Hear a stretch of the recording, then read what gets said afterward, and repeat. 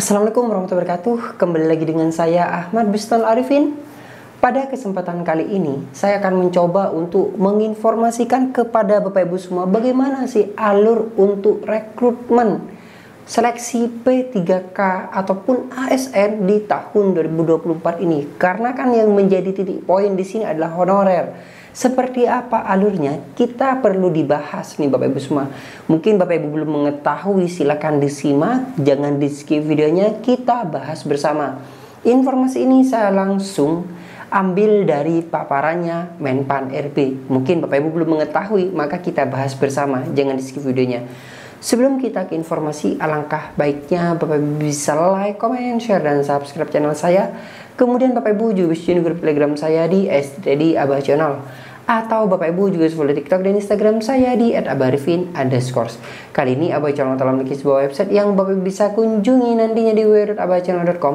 Serta seandainya jika Bapak Ibu ingin berkontribusi pulsa pada Abah Channel ini, Bapak Ibu kirimkan pulsa, nomornya berikut di bawah ini atau di kolom deskripsi. Langsung saja kita bahas pembahasannya berikut ini.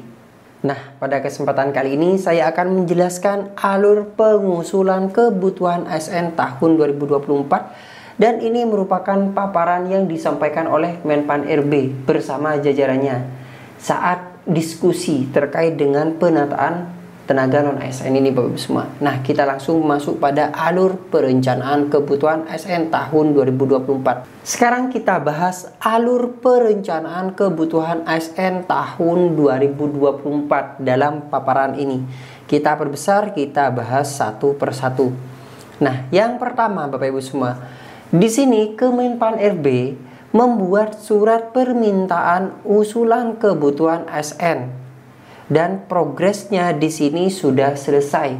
Surat ini diterbitkan oleh Menpan RB Bapak Ibu semua.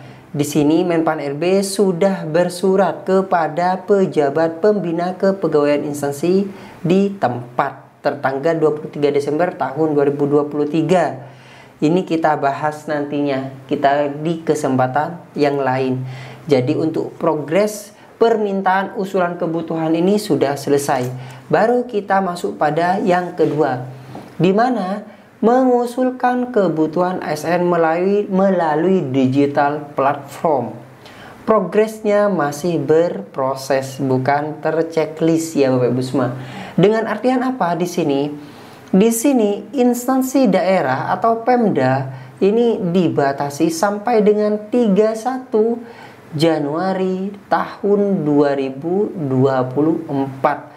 Lebih dari ini jika tidak diperpanjang lagi oleh Menpan RB, maka usulan dianggap nol.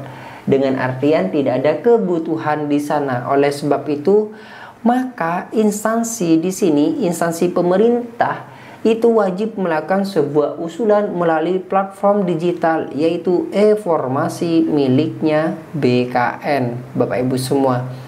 Nah, kemudian selain membuat atau mengisi di aplikasi digital, nantinya Bapak Ibu semua, instansi pemerintah daerah ini wajib mengupload SPTJM usulan kebutuhan. Nah, di sini ada SPTJM, kemudian usulan kebutuhan. Jadi ada satu lagi nantinya ada rekapan. Seperti itu Bapak Ibu semua. Nah, setelah instansi daerah ini mengusulkan di platform digital yang terakhir 31 Januari 2024, maka di sini Kemenpan RB nantinya, ini sudah tugasnya Menpan RB, menetapkan jumlah formasi nasional dan instansi. Kemudian menetapkan pedoman pengusulan rinci formasi, juga masih berproses.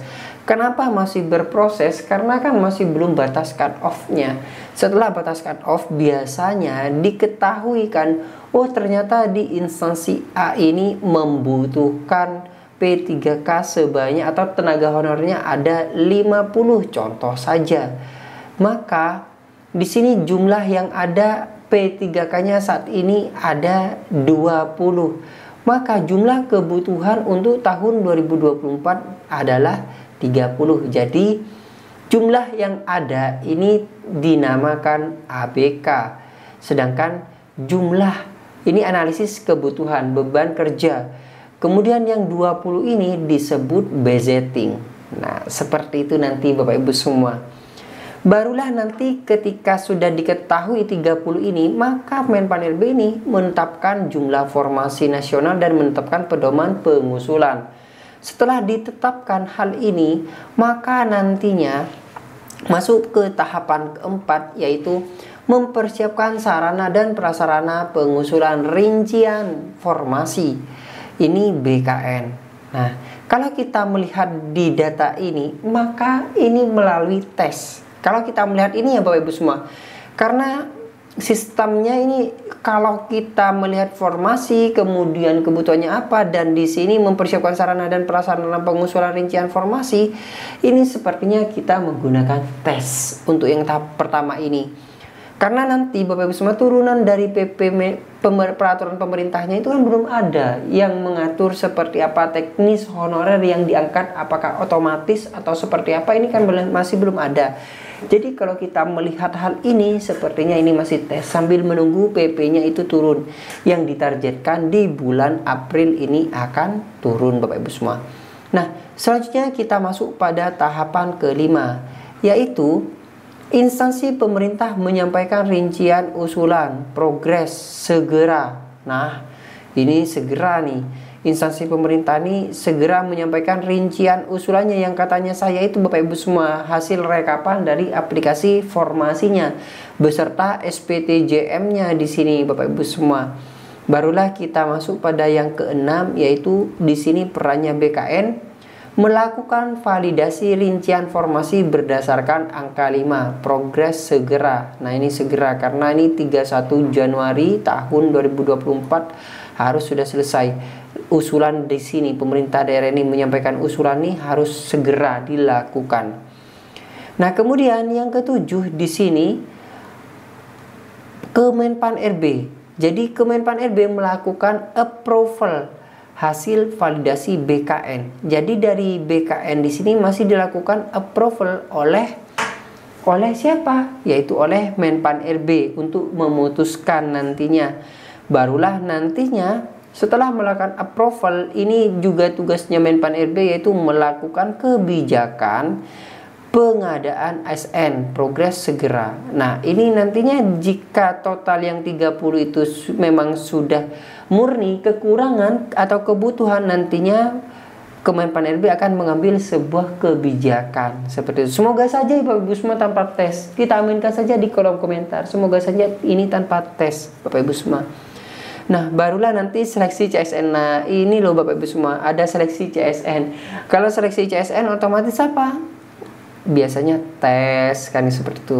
Nah, tapi semoga saja ini seleksi CSN-nya ini berdasarkan dengan berkas. Semoga saja Bapak Ibu semua. Kenapa? Karena kalau misalnya berdasarkan tes nih, nanti ini otomatis banyak yang tidak memenuhi syarat. Jika ijazah itu juga menjadi pertimbangan. Nah, itu banyak yang tidak memenuhi syarat karena banyak honorer yang ijazahnya masih SMA. Dan target ini di bulan Mei ternyata Bapak Ibu semua. Jadi mungkin di tahun 2024 ini bukan hanya satu kali tes, tapi di sini ada beberapa kali tes. Di sini bulan Mei dekat nih sudah Bapak Ibu semua. Jadi persiapkan diri Bapak Ibu semua mulai sekarang. Nah, di sini. Jadi barusan ini Bapak Ibu semua saya ulangi, untuk Menpan RB ini kan terakhir di sini Januari, barulah untuk menetapkan jumlah formasi ini di bulan Februari. Kemudian instansi poin 4 dan poin 5 ini ditargetkan di bulan Maret, di mana untuk persiapan sarana dan prasarana serta mempersiapkan rincian usulan, dan barulah bulan April approval beserta dengan arah kebijakan dari Menpan RB, dan terakhir seleksi CSN-nya itu di bulan Mei seperti itu. Nah, dari rentetan alur ini mungkin Bapak Ibu sudah mengetahui bagaimana atau apa yang harus Bapak Ibu lakukan oleh para honorer tentunya. Oleh sebab itu silahkan persiapkan diri, karena kalau kita melihat dari informasi yang di sini ini masih menggunakan tes. Siapkan diri, belajar yang rajin, tentukan pilihan mau memilih di bidang apa, seperti itu. Dan untuk tahun 2024 ini dibuka juga untuk jabatan pelaksana. Selain formasi jabatan fungsional juga dibuka jabatan pelaksana seperti yang disampaikan oleh Bapak Abbas Subagja maupun Bapak Azwar Anas di websitenya Menpan RB. Bapak Ibu semua, Bapak Ibu misalnya tidak mengetahui, cek saja video saya sebelum ini, ada kok, sudah saya jelaskan secara detail tersebut. Mungkin sekian informasi yang dapat saya sampaikan kepada Bapak Ibu semua, kurang lebihnya saya mohon maaf. Semoga informasi ini bermanfaat. Bagi yang belum subscribe, silahkan subscribe channel ini, aktifkan notifikasinya, dan saya harapkan Bapak Ibu bisa menjadikan channel ini sebagai rekan atau sahabat Bapak Ibu dalam mencari sebuah informasi. Wassalamualaikum warahmatullahi wabarakatuh.